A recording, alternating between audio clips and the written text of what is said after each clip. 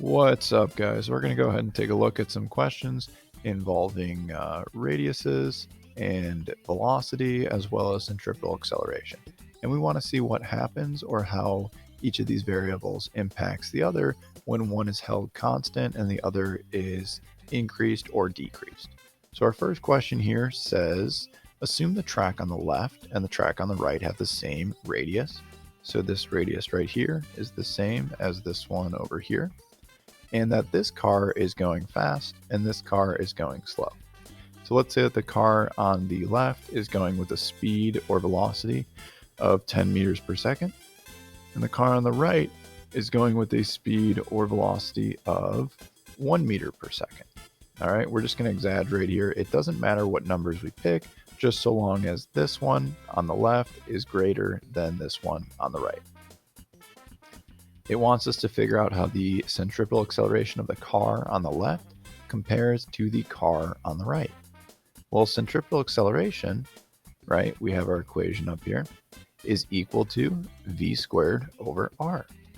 So if I solve for the car on the left, I find out that the centripetal acceleration of this car is 10 squared over r. And let's just say r, for the sake of making this problem easy, is also 1. So r on the left is 1 and r on the right is 1. So go ahead and plug 1 in here. We find out that the car on the left has a centripetal acceleration of 100 meters per second squared. And the car on the right, well, if we plug our numbers in here, we get 1 squared over 1. That just tells us that the car on the right has a centripetal acceleration of 1 meter per second squared. So what does this mean? Well, this is telling us that if we keep the radius constant but increase the velocity, our centripetal acceleration needs to increase. And this makes perfect sense, right? Because if we're thinking about this problem, we can see that both of these circles are the same size.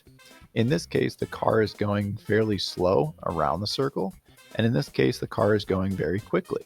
So if we were inside this car right now, think about how much we would have to turn our steering wheel in order to make it around this. If we're barely moving in the car, let's say the car is like really just an idle, how much do we have to turn it? Not much at all, right? The car is barely moving. It's not going to take much of the turn of the steering wheel to keep us on this path. But in this case, let's say that we're going like 10 or whatever miles per hour around the track. Well, if we're going that fast, we're probably going to need to turn our steering wheel a lot quicker to make sure that we are staying on the track. So in conclusion, we can say as velocity increases and the radius remains the same, our centripetal acceleration must also increase. And again, that's because centripetal acceleration tells us how quickly our direction is changing. So if we're moving faster, we need to change that direction quicker. All right, let's take a look at our next one. Same thing, we got two cars, except this time they're moving with the same speed. So let's just say that this is 10 for both of them. But the car on the left is moving at a big radius. So let's say this radius is 10, and the car on the right is a smaller radius. So let's say this radius is 1. So let's do what we did before to figure out centripetal accelerations. Remember that it's v squared over r. Just go ahead and plug in. So the one on the left would be 10 squared over 10. We find out that the centripetal acceleration for our car on the left should be about 10. And then for the car on the right, we get AC equals 10 squared over 1. Well, this centripetal acceleration is 100 meters per second squared. So what does that mean? Well, this is telling us that if we are moving at the same speed, but we have a smaller radius, we need to have a bigger centripetal acceleration. Well, let's think about this. If I asked you to run around the track out in RB, right? The track is like shaped like so. Okay, let's pretend that it's a circle. But if I asked you to run around this track, you wouldn't really have to change your direction all that quickly, but you're still running at the same rate.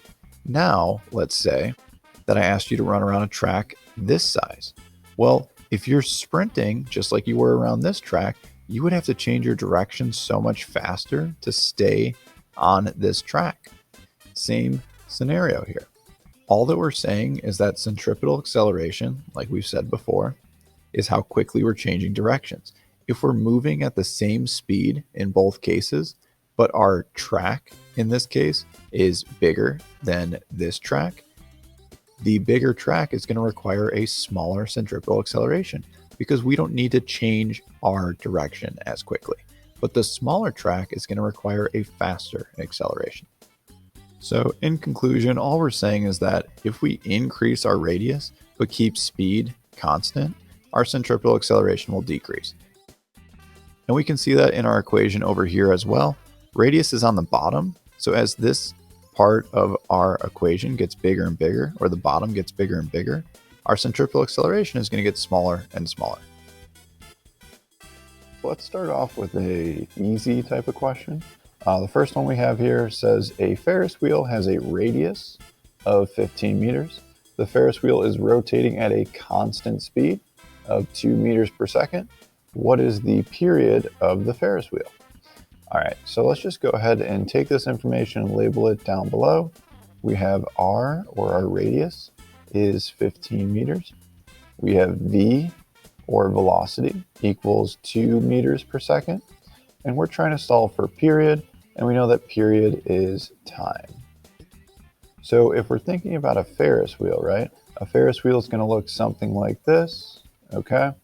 There's going to be a cart somewhere over here, and it says that this cart is going to rotate all the way around, and we want to find out how long that takes. Well, since it's a circle, we really need to figure out the circumference to find out the distance that this Ferris wheel is rotating about. So therefore, we're going to say that circumference is equal to 2 pi r. Once we do that, we can go ahead and figure out the distance that the Ferris wheel is rotating around, and that distance should be 94.25 meters. How do I know it's meters? Well, my radius was meters, therefore this circumference is going to be meters. Next, now that we have our circumference, we can just go ahead and solve for period. Again, period is time, so we're going to have to use our distance equals rate times time equation. We find out that d equals v times t. We're solving for t, so let's just get that by itself. That means that t is equal to distance over velocity. Now we just plug our numbers in, and we get t is equal to 94.25, because the circumference is our distance, over that velocity, which was 2. Go ahead and simplify, and we find out that our period should be 47.12 seconds. All right, now that we got the easy one out of the way, let's go ahead and work on the next one. The next one says a 45 kilogram child rides a merry-go-round with a radius of 7 meters. The force of friction keeping the child from sliding off her horse and flying off in a straight line is equal to 80 newtons. So this force of friction here that they say keeps the child from sliding off and flying off in a straight line, it's kind of giving us a hint on what that force of friction is in regards to our problem, but we'll get to that later on. The first one just wants us to draw a diagram of the child traveling around the track from an overhead bird's eye view. So it's going to just look something like this. Here's our merry-go-round, and here is our child. Now that we have our diagram, let's just go ahead and label the forces and everything else that's acting on this child in the diagram. So because they're moving in a circle, they're going to have some centripetal force pulling them towards the middle. And I don't need to say what that force is exactly right now, but I do need to know that there is a centripetal force pulling them this way. Letter B says, which direction does force friction point in your diagram? Well, now we got to talk about it.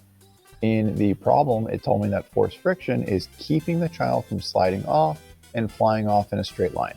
So that means that this centripetal force that I just drew is actually force friction. So force friction is going to point inwards or towards the middle.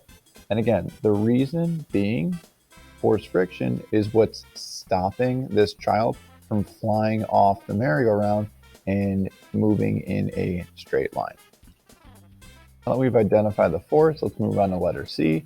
Calculate the acceleration of the child on the horse. Well, let's remember, acceleration, right, we could calculate one of two ways. Let's go ahead and look at our equations above. We see that we have two equations. One is net force equals ma, and the other is centripetal acceleration equals v squared over r.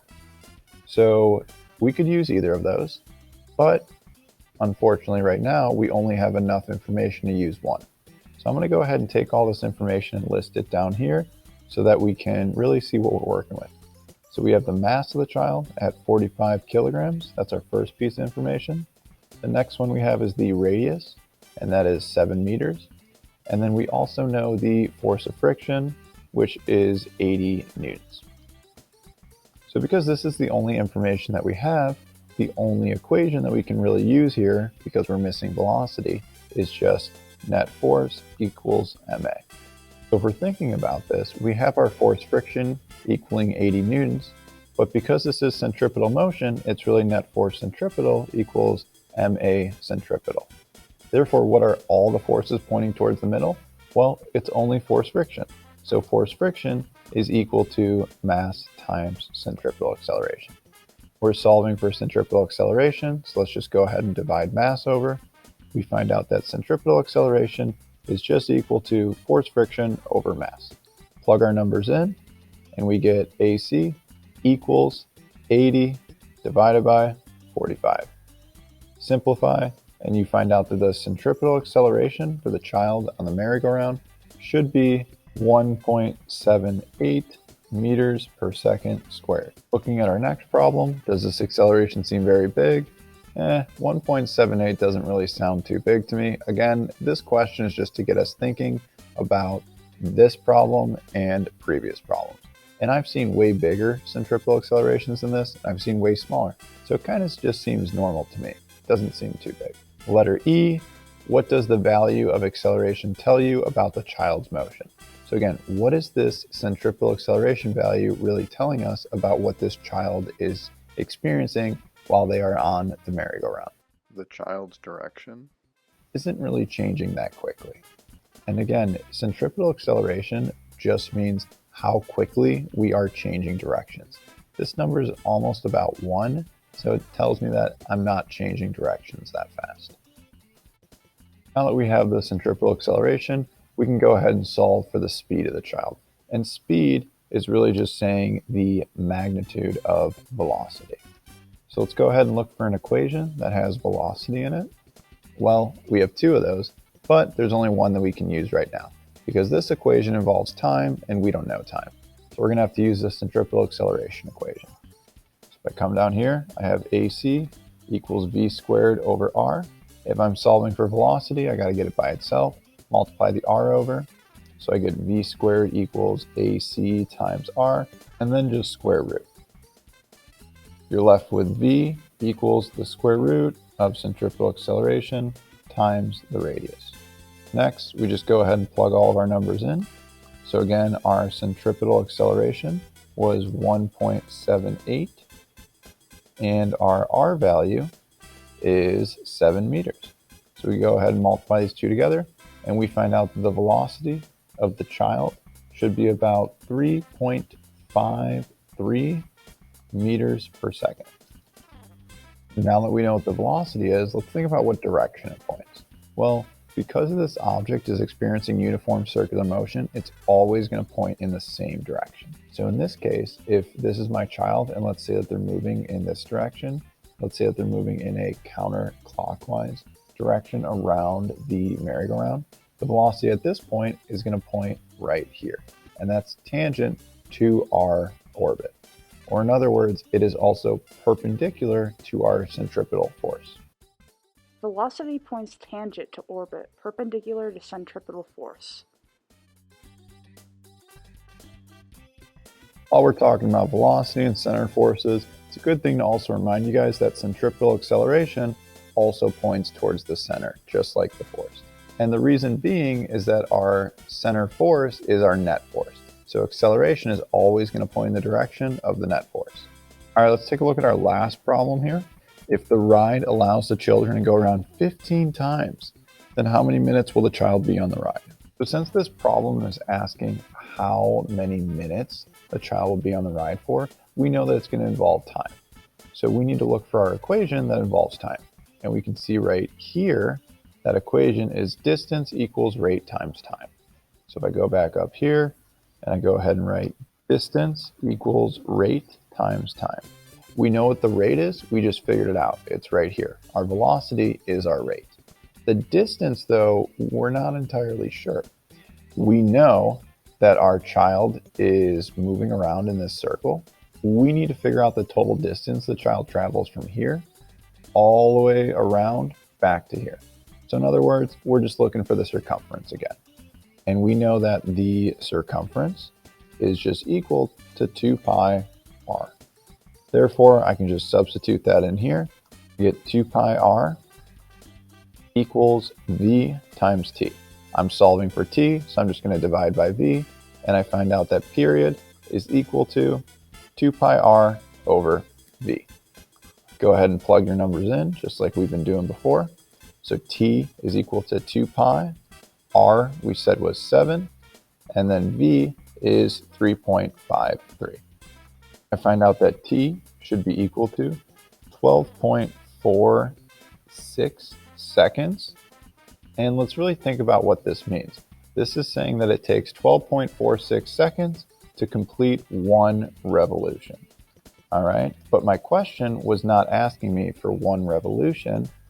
My question was asking me for 15 revolutions. So to figure that out, I'm going to need to take my number over here and multiply it by 15. So I get 12.46 seconds times 15 revolutions.